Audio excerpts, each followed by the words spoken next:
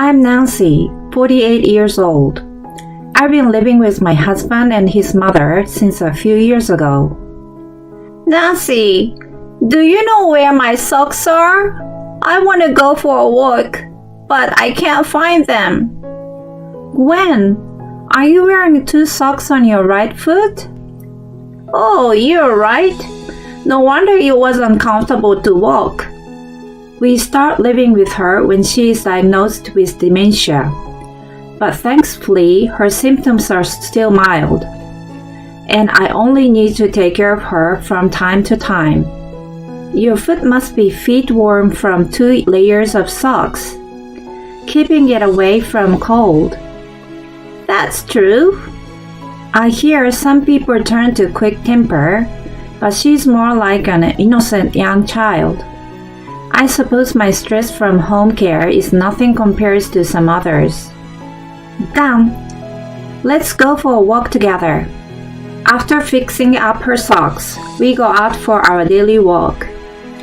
Even though her symptoms are mild, I can't let her go out alone. Since I've switched to working from home and taking care of her, I've been surprised and distracted by her absurd actions. But my days have been quite peaceful with her. By the way, I haven't seen Johnny lately. If he's misbehaving outside, I will scold him, okay? Gwen mentions at the dinner table. He's coming back tomorrow. This business trip is longer than usual. Ah, I see, business trip. I thought he was just wandering around somewhere. She sounds a bit disappointed, which makes me chuckle. Were you about to punish him?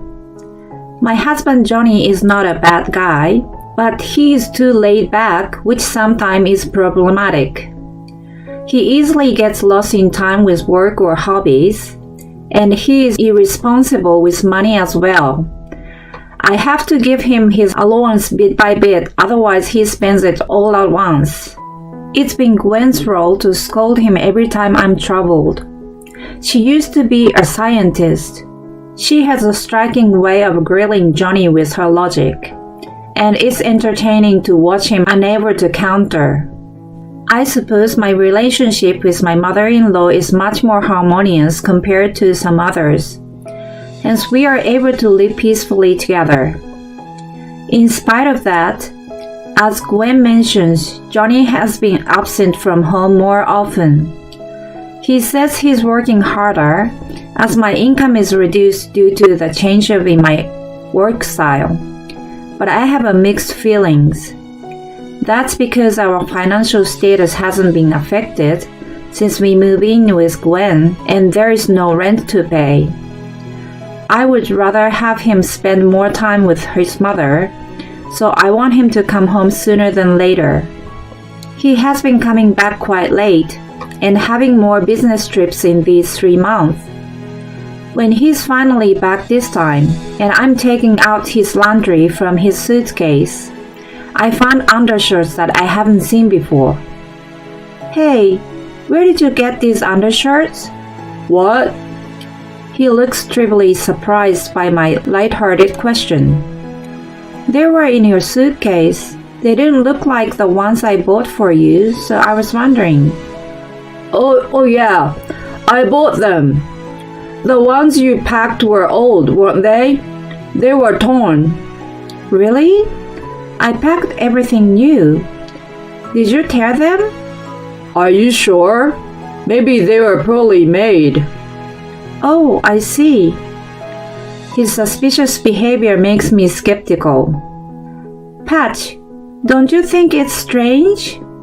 I speak to Patch, the stray cat who has been adored by Gwen. He's now friendly with me too.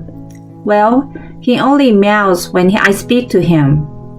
I checked thoroughly afterward, and I smell a scent of perfume too. Is it an affair? When I rub Patch's fluffy stomach, he pats me back with his soft paw. Are you comforting me? In that case, let's investigate.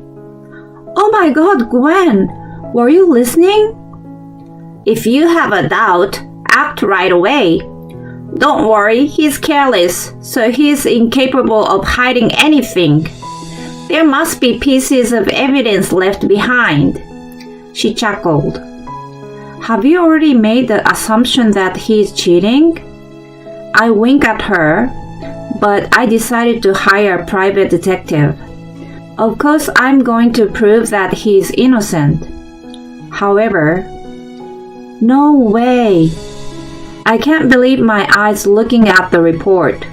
When Johnny is back from his business trip and laying on the sofa, I ask him quietly, I have an important talk with you. He seems to sense my seriousness and sits up on the sofa. Do you have something to tell me? What? He flusters, which makes me sigh deeply. Do you have something to tell me? What's going on? You have something to say, don't you? I look into his eyes just as Gwen does to him when she questions him. He looks down. I'm sorry, business trips are half lies. He keeps his head down and can't find words anymore. Who have you been seeing? Where have you been going? Well, honey, the more I question, whiter his face becomes, and his eyes shift all over the place. So you don't deny that you're going somewhere and seeing someone, right?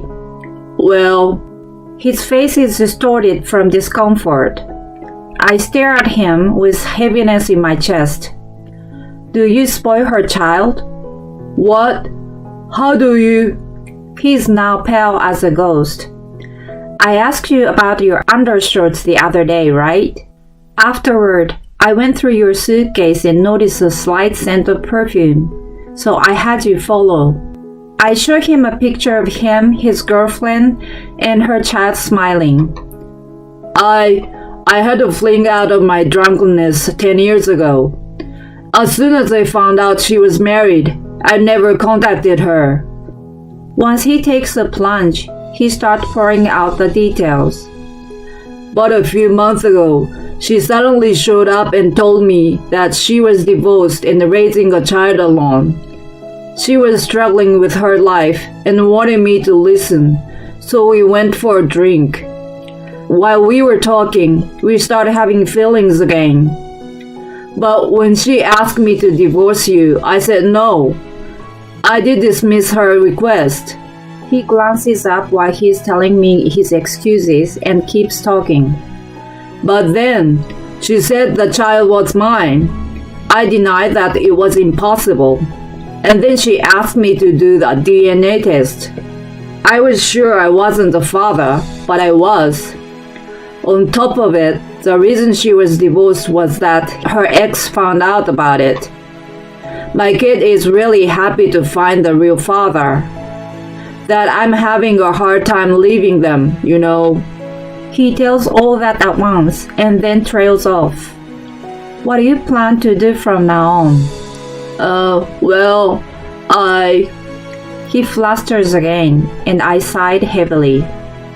If I didn't find out, you thought you could work it out, huh?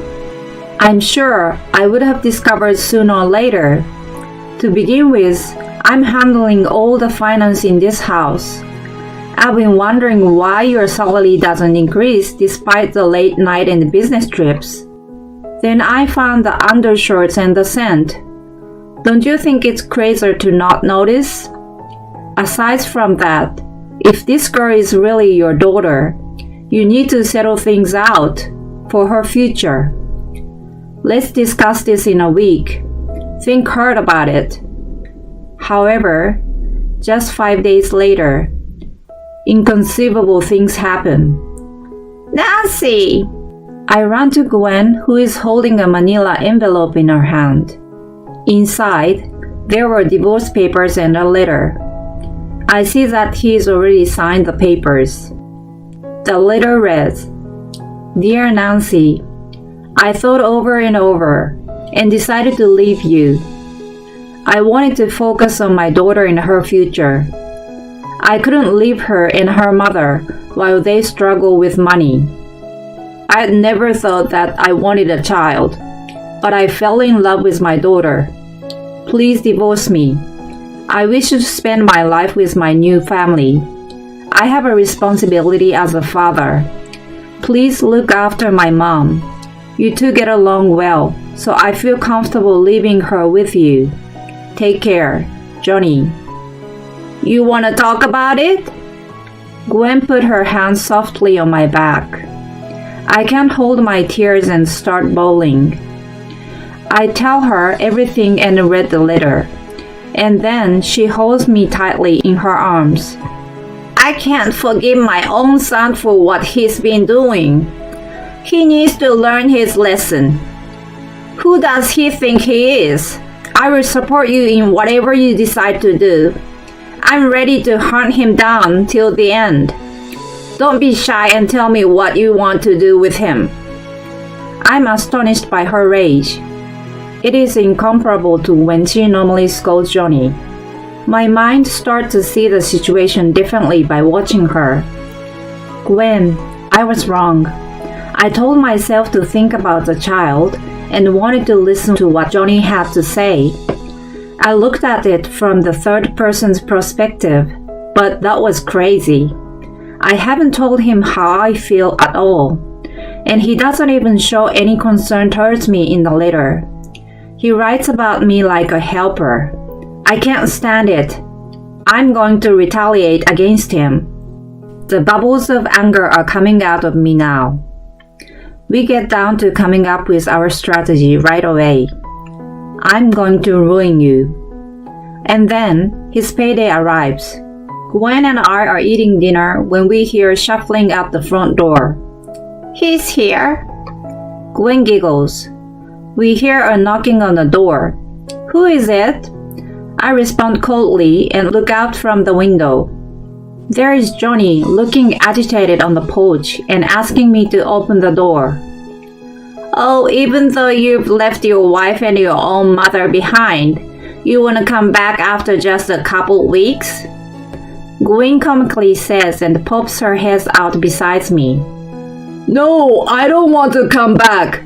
Give me back my paycheck. He yells impatiently. But you have your own bank card and cut mine off.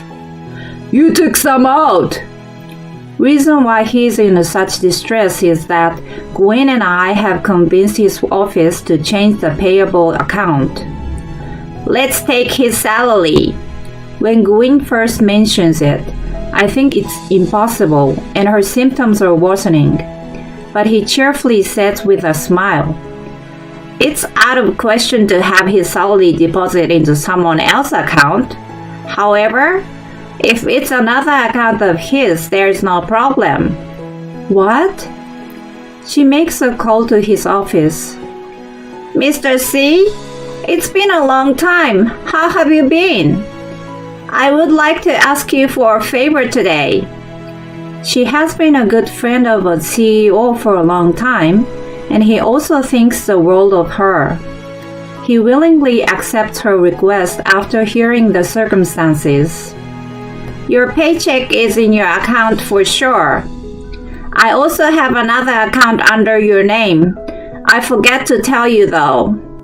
The kind of relationship the CEO and Gwen has makes it possible, and he agrees to pay into the account that she had opened an extra life savings for Johnny. It's my money. Yes, it's your salary. And as long as Nancy is your wife, you must pay her a portion from it. What? He is stunned by Gwen's reply. Johnny, I still have a divorce paper. I haven't signed or submitted it. We are still married. Why? To be honest, I have thought to get it done and over with immediately, but Gwen and I realize that it's worth staying married while we go through our plan. I'm saving the divorce papers for the time being. If you really want to divorce, you shouldn't just leave it to me, but make sure that I sign and submit it, you know. That's all I say and draw curtains and walk away from the window. Of course, the door lock has been changed, and a sturdy bolt lock as well. All the windows are shut and locked, and the video surveillance is installed and working normally. Johnny walks around the house and sees if there is any opportunity to get inside, but he gives up in the end. Here, you can use it for whatever you want. No way! Gwyn passes me an ATM card, but I don't plan to touch the money. My own paycheck is enough to live for now. Even though I take it from her hand, I immediately put it in a safe place. A few days later, Johnny visits again. We've asked him to come with his daughter and her mother. Huh? Why? Mr. C? Yes, he offers to act as a witness today. We have a DNA test kit for a legal paternity. I smile broadly, to which Johnny returns an unpleasant look. I've already told you that the result has been out. But I haven't seen the actual collection of specimens and the result on paper. Johnny reluctantly agrees when he sees my intent glare. You don't look comfortable with it. Is there some problem if we check? It's not a big deal for us. It's up to you to decide. But we have told you that we will change back the account and finalize the divorce if you agree to one request, right? Our request is to take the specimens in front of us and prove the paternity of your daughter. Mr. C is here to be the witness as mentioned before. Okay. Just do it and get it done with. As long as this ends here, I don't care. Johnny sighs heavily and grabs the test kit, but his girlfriend looks white as a ghost. Oh, why? Are you leaving? She backs away slowly, roughly pulls her daughter's hand, and without a word, she turns around and runs out the door. Wait! Johnny is stunned by her escape. Her action proves that she has been lying, but we're not done with Johnny. Gwen says to him, who is left alone in shock. If it was me, I would take the test and pocket the money for now, and then before the result is out, I would plan an escape. Maybe she's not that clever, is she? She laughs out loud, to which I make a mental note. Dementia or not. Never step on the wrong side of her foot. But what do you mean, my child? Did she really test your specimens? I waved the additional report from the investigation. Your girlfriend gets around. It's amazing that she approached every single guy she has slept with around the time she conceived. But true love is only one. She has been together with a guy since high school who is currently unemployed. He seems to be the father. No, that can't be. Why don't you go and check? His current address is on the report. He scowls at me and hastily runs out of the house with the report in his hand. Such a fool! Gwen shrugged her shoulder. We thank Mr. C for coming all the way amidst his busy schedule. He gladly accepts the gift of wine and gives us a big hug when he leaves. We throw away the DNA test kit as it is useless now. Later on, Johnny comes back knocking on the door.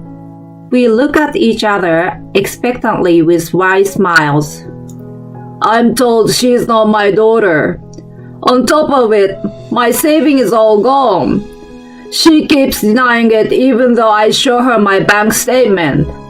The porch light shone a disappointed Johnny like a spotlight in the dusk. Gwen and I watch him in despair and smile discreetly. And what do you want now?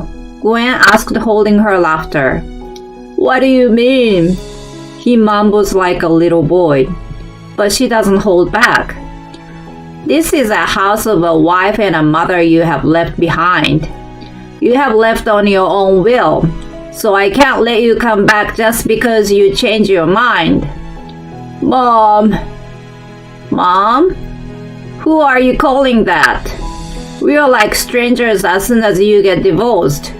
Besides, I have a very precious daughter who is willing to look after me, even though I have troublesome dementia.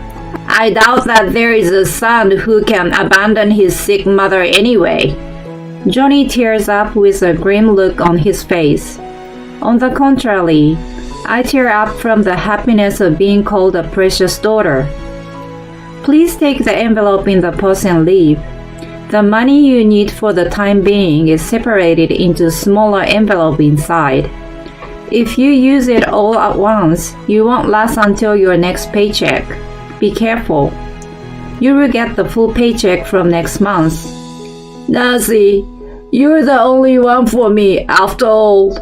If you still care about me, we can restart, can't we? His face brightened up, but I have absolutely no intention to do so. That envelope is my last kindness to you. Take care of yourself. Wait, please. It was all my fault. I will never ever make the same mistake. Please forgive me. With a bang of the door, he is shut out by Gwen. After that, we sold the house and moved out. Gwen makes me her legal guardian before her dementia worsens, and I'm now able to move all the assets as I wish. Her meticulousness renews my respect for her. She has chosen to live at a residential care facility, and I have my own apartment nearby. It gives me peace of mind to be close to her. I'm back to my full-time work now. As soon as all the legal matters and the relocation were done, I finally submitted the divorce paper and demanded alimony. Gwen has forced the lawyer to collect all the money in Johnny's extra savings account, which she had opened for him, and Johnny gave up without a fight. I'm a bit sad about losing the status of her daughter-in-law, but Gwen and I will continue having a great friendship.